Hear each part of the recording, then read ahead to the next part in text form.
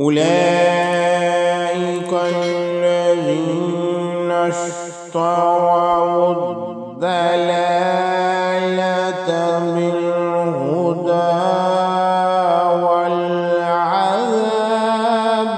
بالمغفرة فما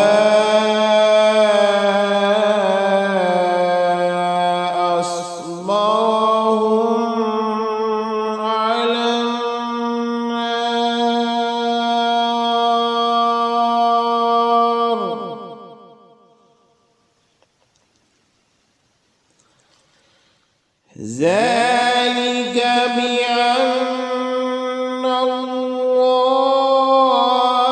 نزل الكتاب بالحق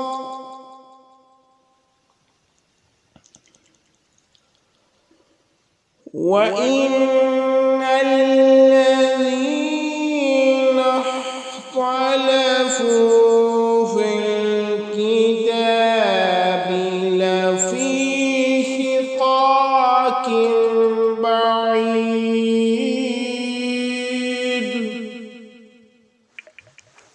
यही लोग हैं जिन्होंने हदायत के बदले में गुमराही को और बख्शिश के बदले अजाब को खरीदा है। सो वो आग पर किस कदर सब्र करने वाले हैं।